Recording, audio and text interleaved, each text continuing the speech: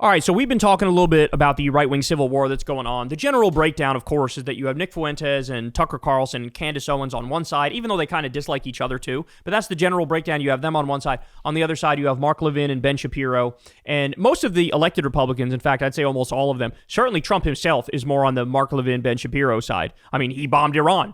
He gave Israel cover and did a fake peace agreement and then allowed them to continue killing Palestinians. So that's the general breakdown. But what's interesting is a lot of these figures from inside Trump world, they are just absolutely terrified of criticizing Nick Fuentes because they know that he's got a lot of young groypers who look up to him. They love him. They're basically his foot soldiers. If he says go to Iowa and fucking campaign against this candidate in 2028, they'll fucking do it. And so they don't want to poke the bear. And so now they have to justify and rationalize some of the worst things that Fuentes has said and act like, it's no big deal, it's okay to have him in our tent, etc. So Jillian Michaels is one of these people. She is a classic, like, why I left the left grifter, right? She's one of the, I'm actually a classical liberal, but the left went insane, and so now I've gone to the right, but I'm a moderate, and the right are moderate, so I feel at home with them. It's the thing we've seen a million times. It's the fucking Dave Rubin. It's the Jimmy Dore. I'm sick of it. It's fucking, like, it's so stale. They think it's this, like, revolutionary thing. It's like, no, your story is one of 1,000 fucking people, and every single one of you motherfuckers are grifting and trying to make money, okay? Because you realize there's a big right-wing audience online. Well, fuck you and that audience with a cactus in your asshole, okay? That's how I feel about these people, if you can't tell. Like, that's how I feel about these people. But anyway, she is now in a weird position. Why? Because she has a bit of a problem. She's Jewish. And Nick Fuentes is a Nazi. And he says things like, I love Hitler. So now she goes, I was okay with the MAGA warmongering. I was okay with you bombing Iran. I was okay with you threatening regime change in Venezuela, bombing fishing boats. I'm okay with you rounding up innocent people and sending them to concentration camps, sending them to El Salvador where they get raped and fucking tortured. Okay, I was okay with all that. I'm okay with Trump being besties with Epstein. I'm okay with kicking 17 million people off Medicaid. But now you have Nick Fuentes and he's saying positive things about Hitler and he's got a big swath of the base that loves him. Now we have a problem. So she has on Don Jr. here, who, by the way, looks like fucking hell. Looks like he's been up for 4 days on a bender in Miami, okay? And she is desperately going to try to get him to fucking denounce Nick. And he can't do it. Watch this. Now you're starting to see some of the things in the alt-right fringe of the Nick Fuentes and the young Republican group chat that is racist and that is scary and sexist to an alarming degree with someone like Nick Fuentes. And there's gambling in this establishment? That's what I'm getting here. Can you believe these people are actually hateful? Yeah, the entire Republican Party is that. It is. But you guys were fine. Anti-black hatred, anti-immigrant hatred, anti-trans hatred, all that you were fine. Then all of a sudden, when it comes for certain groups, in her case, Jewish people and women, then it's like, whoa, hold on, I'm that. Oh, funny how it works then. You were okay with it for other people, but now for you, oh, how dare you. If anything, Fuentes is just the more logically consistent one. He's a hater across the board. You guys try to cherry pick. I'm wondering, you're seeing this kind of fracture of the left. I'm seeing people who are more moderate become alarmed. And people on the right are like, yeah, whatever, not a big deal. I'm here to tell you it's a big deal. And I think it's a big deal because all of those people that your dad invited in, Tulsi, Kennedy, myself, inadvertently, right? All of these more, Rogan, all of these more moderate people who flee the crazy on the left are alarmed if the right doesn't disavow the Nick Fuenteses. No, you guys are all cucked. You guys are all cucked. And you might make a little bit of noise, but then you'll come right back and bend the knee again. And it doesn't mean, I'm not saying cancel Tucker Carlson. That is not what I'm saying. I wish Tucker had handled him differently. I have no problem saying that. But I do think it's going to be a problem. And I'm wondering if you see it as a problem for the right in the midterms and in 2028. Because I think if this continues without it being fully condemned aggressively, I think you get Gavin Newsom for president. And I know what that looks like. And it's scary stuff. Well, you're going to get either Gavin Newsom or some Democrat for president either way because inflation is going up, unemployment's going up, Trump refuses to release the Epstein files, and he's all over the fucking Epstein emails. He's cutting taxes for the rich as regular people are struggling to get by and they got kicked off their health care. But, okay, if you want to blame it on just, hey, there's Nazis in the base now, that's a problem. okay, but that's actually not the whole picture. Even if there weren't Nazis in the base, he would still lose. But I'm being a little nitpicky. I'm a little torn on the issue. I think sometimes, he's torn on whether or not to condemn Nazis. Having been canceled and having, for even common sense things, I'm not about bro. His eyes are. Oh my God, bro. He's gonna give himself a heart attack. Cancel culture, but I think sometimes. I don't know that you have to platform everyone, but let them sort of speak. And I think some of those radicals, they sort of give themselves up in many cases in their own things. And I'm good friends with Tucker. I actually don't think he's really all that radical at all. I do see a lot of stuff that's sort of manufactured crises. I see a lot of sort of the neocon handles trying to create these conflicts to break it up because they want to go back. No, your dad is a neocon, you dumb bitch. To the old ways, not the America First ways. I do. America First, giving $40 billion to Argentina while cutting food stamps for tens of millions. America First. I think that sort of social media and the way those things have been manipulated, and some of these, the stuff you're seeing even. He's bringing up social media being manipulated the same fucking week that we learned that all of these giant MAGA accounts are from people in Nigeria and India and Pakistan and fucking the post-Soviet bloc. Really? You guys are the ones who are manipulating social media. Oh my God. I do think that sort of social media and the way those things have been manipulated, and some of these, the stuff you're seeing even this week with, this account that's, America First is, driven out of, some country in the middle of nowhere. It's like they're actually trying to sow discord and create. That's you trying to sow discord, you idiot.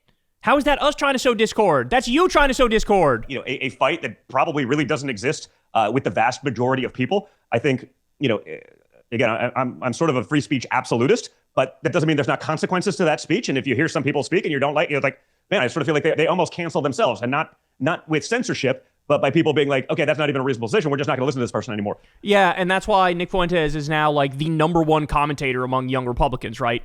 Because he canceled himself with his extremist rhetoric. He knows this is bullshit. He's just too much of a bitch to criticize Nick Fuentes because he doesn't want the blowback. I'm cool too, guys. I'll also play footsies with your Jew hatred too, guys.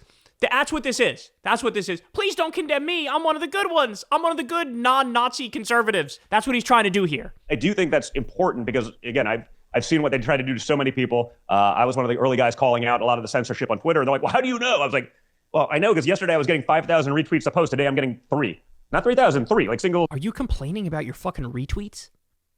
Are you complaining about your retweets when asked a question about Nazis taking over the Republican Party? It's 3. Like, that's something happened, something changed. And so, I think we have to have conversations, even conversations we don't want to hear, or even conversations we think may be disgusting, and listen, and then people will make up their own minds, and they'll sort of, the way I look at it, you kind of vote with your wallet. You walk away from that, and you figure it out on your own. I'm just deeply concerned that if there's a guy who says women want to be... Please condemn the Nazi. Please condemn the Nazi, Don Jr. Deeply concerned that if there's a guy who says women want to be raped, and somebody does not say, this is not who we are as a party, this is not conservatism, we find him repulsive. I'm telling you. Yeah, but I also think sometimes even acknowledging what you do, if you're going to acknowledge every person that says something ridiculous, all of a sudden you're just making them bigger in a way. Number one commentator among young Republicans. He's inside the house already, bitch. And you know that. He knows that. Sometimes you just got to let the idiocy just go out there in the ether and you can't respond to everything, right? Because it just becomes like clickbait, troll-worthy stuff. And everyone starts doing it. And everyone then starts taking their own bait. It's funny because he thinks they could keep this under wraps. Well, guess what? The establishment Republicans thought they could keep MAGA under wraps. And now MAGA thinks they could keep Groyperism under wraps. You can't. And that's sort of what I was alluding to earlier with like some of the stuff going on right now. It's like everyone's just trying to like out-radicalize themselves for clicks and this. And it's... Yeah. It's a bit nuts. And I don't think we do that as well at the left. The left sort of has their talking points and they generally speaking stick to them, even if I disagree with them vehemently. We're a little different in that we are a lot more open. We do have a lot more different, viewpoints. No, you don't. You're a big fucking cult. Everybody sucks off your daddy. And then the only people that don't are Nazis. There's your big tent.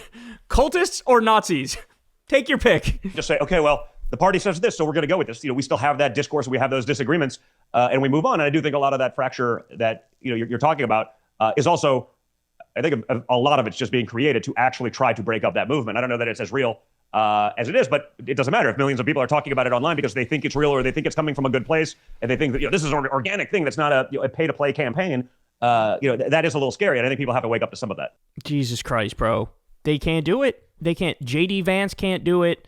Don Jr. can't do it. No, they're all little bitches, and they're scared of a gay Mexican twink in his fucking basement. That's unbelievable, man. That's unbelievable. These are supposed to be the macho men of politics. These are fucking nutless freaks is what we're looking at here.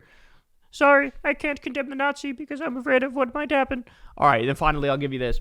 Trump DOJ official Harmeet Dillon describes the crackdown on schools and speech in response to alleged anti-Semitism. Okay? So she supports, if you're a pro-Palestine protester, if you criticize the Israeli genocide, she supports the crackdown on that. Maybe you get suspended, maybe you get expelled, maybe they round you up and deport you. They ship you out of the country as they tried to with a bunch of pro-Palestine college kids, right? So that's what the DOJ official Harmeet Dillon describes and supports. Minutes later, she's asked about Nick Fuentes, and she says, quote, you can't make this up. The antidote to speech that you don't like is more speech. It isn't shutting down speech. If you're following along here, if you're a left-wing college kid who's pro-Palestine, who criticizes Israel, who's anti-genocide, if you're a left-wing college kid that believes in Palestinian freedom and sovereignty and liberation, fuck you, we're going to throw the book at you, we're going to ruin your life, we might deport you. But if you're Nick Fuentes and you say things like, Hitler is awesome, we believe in free speech. You defeat bad speech with more speech. It's unbelievable, bro. It's unbelievable. Let's remember, while we're on the topic, here's Nick Fuentes' quotes. Dating women is gay. Having sex with women is gay. I fucking hate the poor. I love the rich. Democracy is wrong. All black people should be ashamed of crimes committed by others of their race. White people are every single bit justified in being racist. He said, quote, give the death penalty to Jews, atheists, and witches. He said, quote, we want to go back to the Middle Ages. He called for, quote, Catholic Taliban rule. Quote, women shouldn't have the right to vote. And of course, quote, Hitler was really fucking cool. I admire Hitler. Along with his Holocaust denial. By the way, he also, in recent days, has said, or within the past year or so, he said that the Groypers need to hide their power level and infiltrate institutions. Stop being edgy. Stop saying positive things about Hitler. Keep that under wraps. Infiltrate the institutions, and that's how we make real change. That's what he said. So all of that, defeat that bad speech with more speech, right? But God forbid you say, from the river to the sea or free Palestine, we're going to fucking deport you or kick you out of school for good. You can't make it up. You can't fucking make it up. Hey, y'all, do me a favor and like and subscribe. It helps out big time in the algorithm. Click the bell as well for notifications when videos drop. And watch that video on screen right now. You know you want to.